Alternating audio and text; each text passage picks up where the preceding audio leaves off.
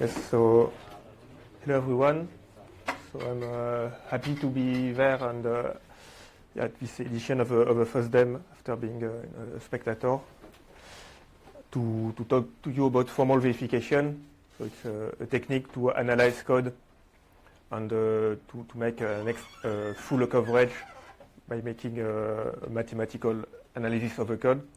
So I will present you what it is in big lines and how we can apply it. So me, I'm Guillaume, and I've worked in the formal methods for maybe 10 or 15 years. First as a PhD student, and after I founded Formalland, an agency to do formal verification, especially for the blockchain industry. So the motivation of formal method is to go beyond testing, because even if testing is very effective in practice, we know we can always miss bugs, because it cannot cover all the scenarios, especially a user can be very creative, as well as attackers. So there is this famous quote from Dijkstra, saying that testing can show the presence of bugs, but it cannot show that there are no bugs remaining. Also, there have been a few bugs that caused a big loss. So one that is often quoted is the bug of Ariane 5, with a wall rocket exploding due to a bug. So there are domains where a single bug can cause a loss of material or even a loss of life, for example, in trains or cars. So for that, we want to have methodology that are very reliable to find all the bugs. Also, there is geopolitics.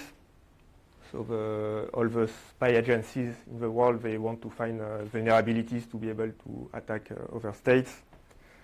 So for example, the most recent maybe is the Maduro. When Maduro was taken by the US, they made an attack on the ground, but also a cyber attack to cut the power lines.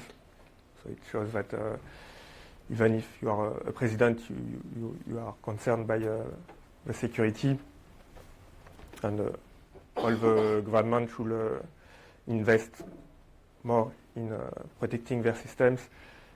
In the blockchain world, there is North Korea that is suspected to be behind a lot of the biggest attacks. And they have, of course, great means to find all the bugs. And now there is a vibe coding wave with a lot of people producing more and more code. And it's very hard to make sure that everything is correct. And in particular, AI are good at writing code, but to make sure that everything is correct, it's much harder because there is still hallucinations.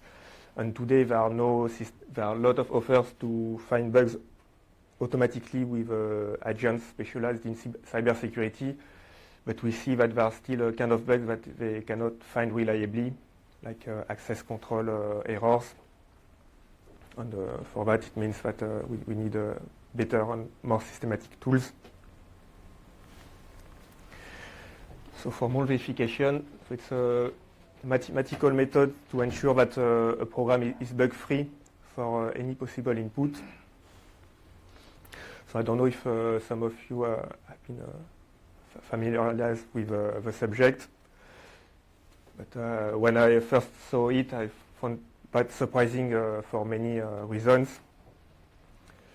Because first of all, we say bug-free, while we have the habit of saying that a code is never 100% safe. But actually, for programming languages, when we think about that, it's fully deterministic. When we go down to the definition, it's 0 and 1. So because the code will always return the same result every time we run it, at least when it's sequential code, why not having an idea that a code that can be perfect and that we can prove that the code is really bug-free. So the big drawback, of course, is that it's bug-free or safe for a given specification. So we need to write a formal definition of what is considered as a bug or not a bug or a feature. The second surprise maybe is that it's mathematical. So we are used to do math on numbers or matrice or geometry, but there are also formula to reason about code, to say what is an if, a loop, a function. And this is the theory that is also behind the work of compilers, to make sure that when we go from the language of the top down to the assembly, we propagate the evaluation rules. So it's quite interesting. And the third surprise is that we can cover all inputs, even if in general there are infinitely many, or an exponential number. And this is because we are doing mathematical reasoning. We reason about sets of value that can be infinite. So we can cover much more entries than with testing or phasing tests, for example. So we'll directly show what is a concrete example of formal verification in the Roc language, which was previously named Coq. So it's so for formal verification there are many different technologies, but all of them rely on some languages that are related to programming languages, but a bit different and especially more strict. And in Roc, it's a language similar to OCaml, or maybe a bit similar to Rust as well. You can define a list with the equivalent here of an enum in Rust, saying that a list is a new type that is polymorphic in A. And there are two cases: the case where the list is empty, and the case where we have the head of a list and the rest of a list, and we can build a linked list like that.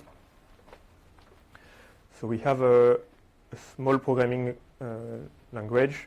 We can define functions, for example, to define the length of a list. We do match like in Rust, and we can iterate, saying that the list of the empty list, the length of the empty list is 0, and when we have one more element, we take S, that is a successor for +1. So we compute 1 + 1 + 1 for all the elements of the list, and we have a length. We can define other functions, like for example here the concatenation of two lists. And the new thing that is not there in programming languages is that we can also state properties. So for example, here we state that for any list L1 and L2, the length of the concatenation is the sum of the length. So it's quite a simple property. But with testing, we could only observe this property on a few examples. There we can actually cover all possible lists. And how do we do that? That we have also a part of the language that is there to write mathematical proofs. And we will do a reasoning about the code with a few ingredients that can verify almost any kind of program. So the first thing we do is that we consider any list L1 and L2 without precising anything. So it's just variable names. That's how we can talk about any list. And after we use the induction principle. So in the same way that when we reason on integers, we can do proof by induction, saying that we show the case 0 and the case n+1, assuming that the case n is okay. This principle is generalized also to list, where we reason about the case where the list is empty, or the case where the list is a head element followed by the rest of the list. And when the list is empty, we can evaluate this expression, and it will return 0 on both sides.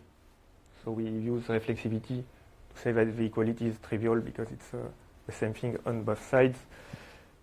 And for the induction case, we will have that we have this equality for the rest of the list.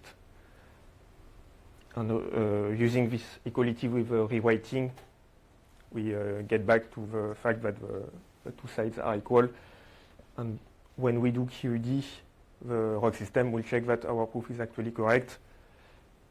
So, and the system is such that if we make any mistake in the proof, or if the statement is not correct, we'll never be able to reach to the end. And there is a small kernel that people have been working on to make sure that there are no vulnerabilities or no bugs in it. And to give a view also in a text editor. So it's very small, but generally you have your proof. You have the green portion that is what is validated. You want to make the green go to the end of a file. And on the other side, you get what are your current hypotheses and what is your current target. And you want to make sure that your target is smaller and smaller until it's obvious. So it feels like a game to try to find the right command to reduce the target goal until it's correct and everything is green. And who is using that? So there are many critical industry, like space industry, transport, defense, and also finance, especially blockchain, where vulnerabilities can enable to steal a lot of money very quickly because it's not regulated, it's not centralized. So, but actually, even for those critical industry, the use is rather limited. And the main reason is the cost. And some estimates say that it's 10 times more expensive to formally verify the code than to write it. I think it greatly depends on the domain and the scope of the verification. But the hopes is that with technical progress that are always going on, it's an active research subject, and also with the help of AI, we can automate as much as possible the boring stuff. And especially with the arrival of vibe coding, the idea of writing code by starting from the spec, I think is kind of a new trend to be able to manage more code when it's not written by a human anymore. So maybe formal verification will be more popular. And in case of for the properties that we check on the code, first property we'll check is that there are no runtime errors. So it means that there is no panic or segmentation fault, for example. And after, another interesting one is that there are no regressions. So that when you make an optimized version of an existing code, you always get the same result for the same inputs. The functional correctness means that you show that your code behaves like a reference simplified implementation describing what it's supposed to do.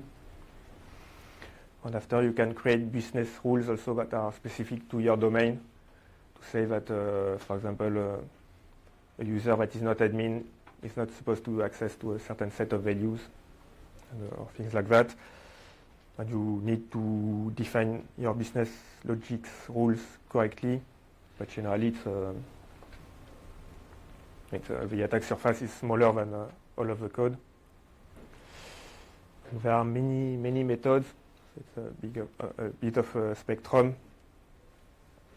We can start with fuzzing test and property-based test and go up to the theorem prover and full formal verification approach. And even in the formal verification itself, there are many different tools. I think the two main categories are automated provers and interactive prover, where the difference is once you have written a specification, is the tool trying to automatically show that it's correct, or is it waiting for interaction with you to have some hints? So The automated provers are typically less expressive and powerful than the interactive ones, but the interactive ones are also more complex.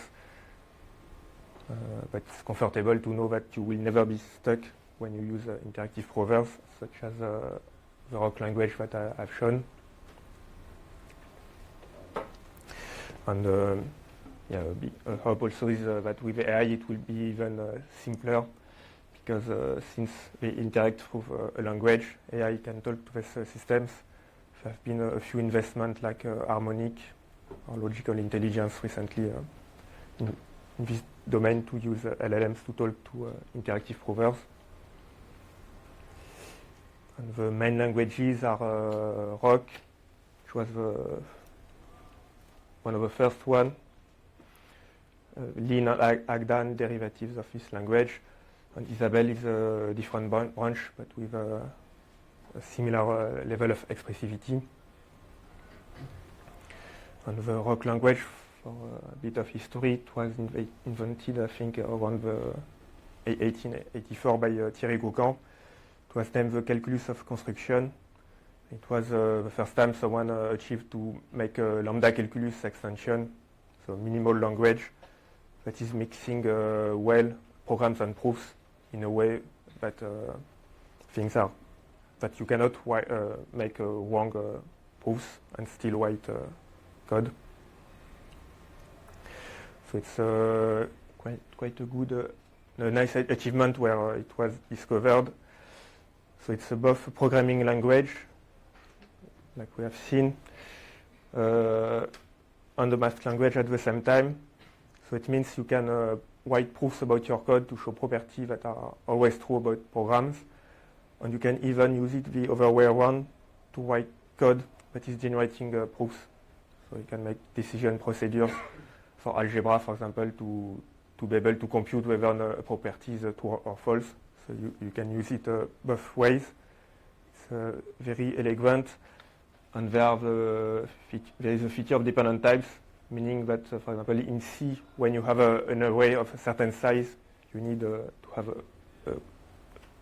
the size that is almost always a constant.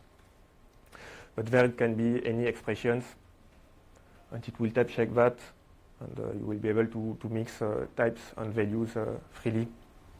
And in practice, to use such systems, you will always have two steps. One is the translation from your programs to the formal system. And after that, writing the specification and making the verification. So the two steps are about at the same level of complexity, I will say. So in the lightweight approach, we will do the translation from, for example, this Rust program handling a counter to the Roc system by hand. So this is convenient because it's very fast, but you can miss some details. Typically here the integers are 64 bytes, so it means you have overflow. And in this translation, it's simplified. We use unbounded integers. But it can still be relevant to capture the main business logic and verify the main properties of some programs. And if we want the full analysis of some code, capturing all the details like integers, size and everything, making sure we do not make any typo, we need a transpiler from the programming languages to the formal systems. So at Formaland we have developed a few transpilers for various languages with OCaml as well to the Roc system. And taking the same examples, the generated code is much longer. I've put it horizontal so that it can fit a bit. But after, inside the Roc system, we can prove that it's equivalent to this code that is similar to the original one, and there is the write type for the 64 bits integers. And we can prove the property that the max value is indeed always greater than the counter, as we should expect from this if before every increment. So that way we can verify arbitrary Rust code for arbitrary properties. And the last project we have made were to verify zero-knowledge circuits that are cryptographic programs, and the implementation of the Ethereum virtual machine for Solidity smart contracts that is written in Rust. So we have everything is open source. We publish things so on our GitHub, and we document also on our blog. We invite you to test. And for 2026, so my wish is that with AI, we'll be able to see a much broader use of formal verification. So it will be nice maybe to achieve verifying some open source projects that are heavily used, like database system or Linux commands. And as well making the use of formal verification more important in enterprise projects. So I think that because now with vibe coding, it's really hard to know whether the code is secure or not. There are ways to do lightweight formal verification to verify, for example, the control rules of software. Or it might be one other way to make the vibe coding scale with good enough safety. So we'll see at the end of year. And yes, yeah, thanks.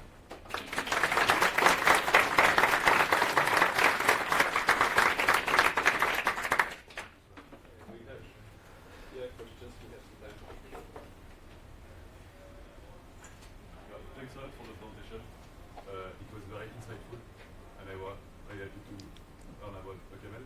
So if I understand properly, the idea is to transform regular code in a complicated language like Rust, to transpile it into Rock, and you have a full set of files when you can write your proof like a regular unit test, but using a more advanced way to test using formalism. Yes. And I'm just a simple engineer, and for me the part of writing the proof can be very complicated.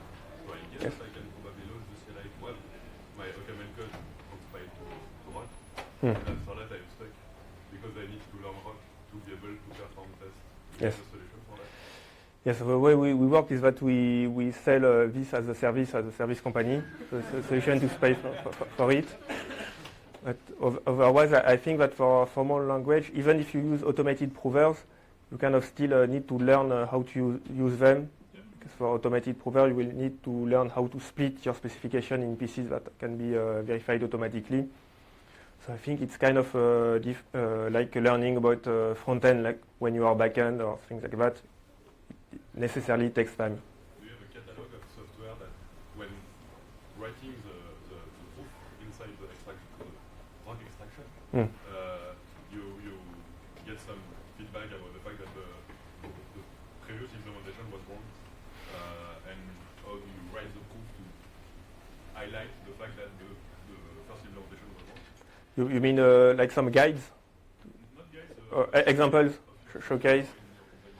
I think the biggest showcase was the Tezos project.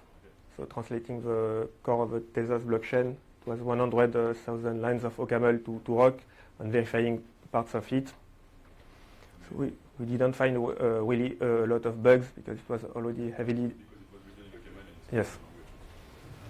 Thank you very much. Okay, one quick question here at the back. So, have you formally verified the translation of programs in the source language to the formal language? Yes, so that we have not verified it. One of the reasons is that for most of the language, we do not have a formal specification of the language itself. And also it's quite difficult to do. But we try to minimize the translation. For example, for Rust to Rock, we take the abstract syntax tree and directly import it one-to-one. And after we define the semantics rules in Rock, so that there are almost no magic to be able to trust as much as possible the translation. Yeah. Very quickly. Okay, how do you deal with floats? Floats usually have very strange behaviors, very far away from zero, Yes. some algorithms are correct and provable, but I don't know how to deal with proving those algorithms in Yes. Yeah, so we have not verified the programs in floats. I think so there are some libraries formalizing exactly how floats behave. Some projects have been done, some research projects have been done about floats, but I think in general people do not use floats for critical code, or they will just assume that it computes something, but we... Okay, that's it. Thank you.